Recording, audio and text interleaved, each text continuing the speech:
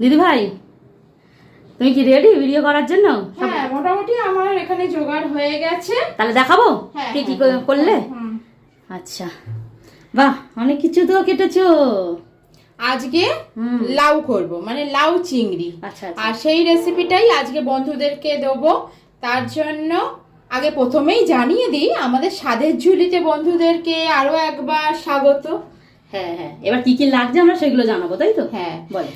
লাউ, যেহেতু লাউ চিংড়ি করব অবশ্যই তো লাউ লাগবে। আর লাউগুলোকে এরকম কুচো কুচো করে কেটে নেওয়া হয়েছে।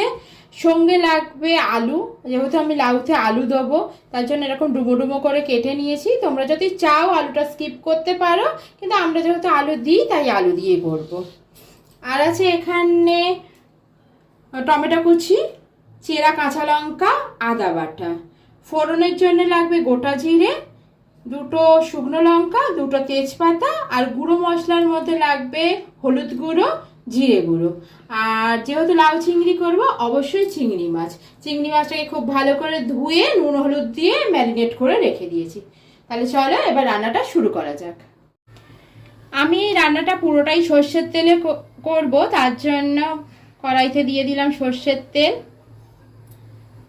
এখানে তেলটা গরম হয়ে গেছে, এবার দিয়ে দেব ফোড়নে গোটা জিরে 1 চামচ, দিয়ে দেব শুকনো লঙ্কা দুটো, একটু ফাটিয়ে দেবো যাতে না ছেটকায় তার জন্য, দিয়ে দেবো দুটো তেজপাতা। এবার ফোড়নটাকে একটু নাড়াচাড়া করে নেব। এবার ফোড়ন থেকে খুব সুন্দর একটা গন্ধ বেরোচ্ছে, এই সময় দিয়ে দেবো টুকরো করে কেটে রাখা আলুগুলো।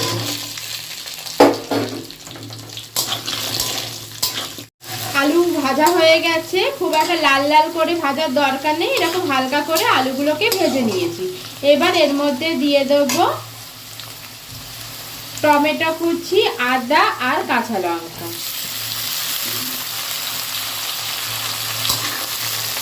এবার আবার খুব ভালো করে এটাকে ভেজে নেব।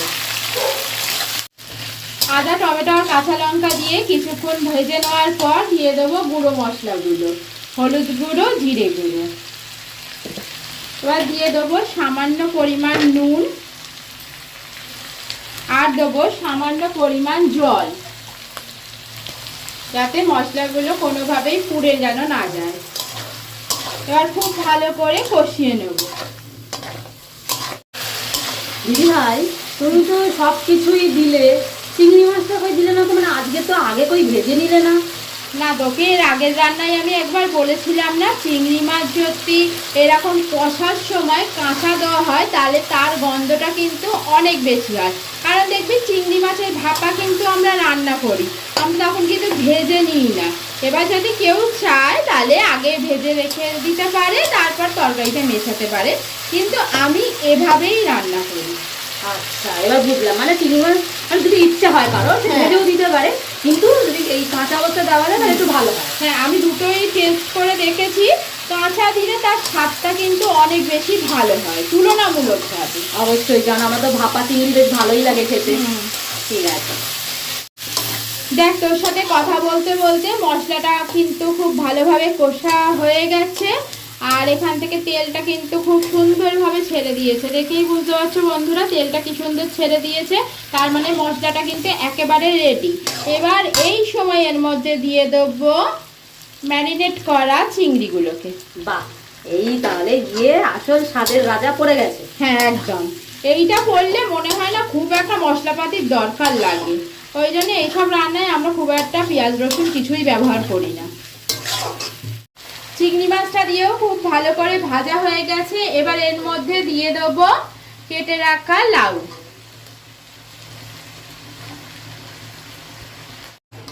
এবার লাউটাকে দেওয়া হয়ে গেছে, খুব ভালোভাবে লাউটাকে মশলার সাথে কষিয়ে নেব। দেখো মশলাটা খুব ভালোভাবে লাউয়ের সাথে মিশে গেছে। এবার এই সময় আমি 3 থেকে 4 মিনিটের জন্য চাপা দিয়ে দেবো। এই সময় নুন মিষ্টি দেবো না, এরপরে ঢাকনা খুলে তখন নুন মিষ্টি দেবো। 3 থেকে 4 মিনিটের মতো হয়ে গেছে। এবার আমি ঢাকনাটা খুলে দেখে নেব লাউটা কি অবস্থায় আছে। বাবা দিদি ভাই, তুমি এখনো নুন দাওনি, তাও কিন্তু কত জল বেরিয়েছে। হ্যাঁ, আর এই জলেই কিন্তু রান্নাটা হয়ে যাবে। এবার এই সময় দিয়ে দেবো নুন আর মিষ্টি পরিমাণ মতো।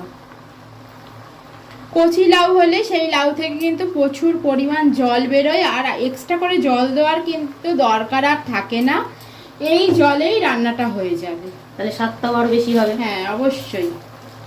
দিয়ে দিলাম স্বাদের জন্য মিষ্টি। এবার আবার খুব ভালোভাবে মিশিয়ে নেব। দেখো জল কিন্তু দিইনি, কিন্তু এখনই দেখো কতটা জল বেরিয়েছে। এরপরে নুনটা দিলাম, আরো জল বেরোবে কিন্তু। হ্যাঁ, ওই কারণেই তো তুমি বললে যে ওই জলেই রান্নাটা হয়ে যাবে।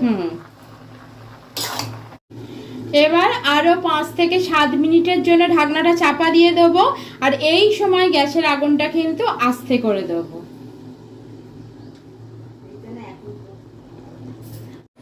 চলো বন্ধুরা, 5 থেকে 7 মিনিট হয়ে গেছে। এবার একটু খুলে দেখে নিই লাউটার কি অবস্থায় আছে।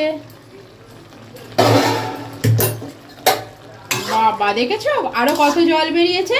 এবার এই জলটাকে একটু জোরে দিয়ে, গ্যাসের আগুনটা তো আস্তে করে রেখেছিলাম, এবার জোরে করে দেবো। জোরে করে দিয়ে এবার জলটাকে একটু শুকিয়ে নেবো। একটু সেদ্ধ হয়ে গেছে দিদি ভাই? একদম সেদ্ধ হয়ে গেছে। এই দেখ, এই দেখ, ও এই দেখ একদম সেদ্ধ হয়ে গেছে। আলুও এই জলে কিন্তু সেদ্ধ হয়ে গেছে। এই দেখ সব সেদ্ধ হয়ে গেছে। দেখলি, তাহলে এই জলেই রান্না হয়ে গেল। তাহলে টেস্টটা কত ভালো হবে ভাব। দারুণ হবে। আর আমি তো আছি টেস্ট করার জন্য, আমাকে তো আগেই খেয়ে নেবো।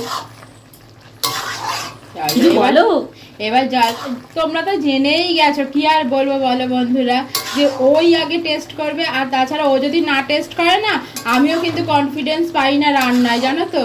আমিও বুঝতে পারি না টেস্টটা কিরকম। ও যেই বলে যে না একদম ঠিক আছে, তখনই আমার মনে হয় যে না, রান্নাটা এবার সত্যিই ঠিক আছে। বাবা থ্যাংক ইউ।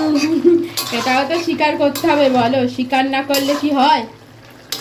তার মানে এই জলটা এখন এটাকে শুকোবে। হ্যাঁ, আর একটা জিনিস দিয়ে দেবো সামান্য গরম মশলা গুঁড়ো। যেহেতু চিংড়ি মাছ দিয়েছি তাই গরম মশলা গুঁড়ো দিলাম। তোমরা চাইলে ধনে পাতার ব্যবহারও করতে পারো, কিন্তু এই সময় আমি ধনে পাতাটা দিই না, কারণ চিংড়ি মাছের গন্ধটা মনে হয় কেটে যায় আমার, ওই জন্যেই ধনে পাতাটা ব্যবহার করি না। এই সময় আমি একটু গুঁড়ো গরম মশলারই ব্যবহার করি। তোমরা ভালো লাগলে অবশ্যই ধনে পাতার ব্যবহার করতে পারো। দেখো বন্ধুরা, এবার কিন্তু জলটা শুকিয়ে গেছে, এরকম মাখা মাখা অবস্থায় এবার নামিয়ে দেবো।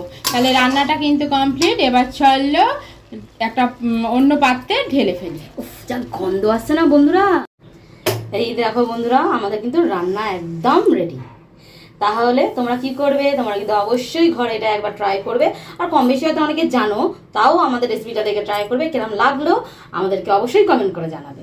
আর একটা করে লাইক করে দেবে, আর একটা করে শেয়ারও করে দেবে। আর চ্যানেলটাকে সাবস্ক্রাইব করতে কিন্তু একদম ভুলবে না। আর আমি এবার একটু ভালো করে টেস্ট করে দেখি, তার সেই কারণে ভিডিওটা এখানেই রাখছি। দেখা হবে অন্য কোনো ভিডিওর সঙ্গে। টাটা।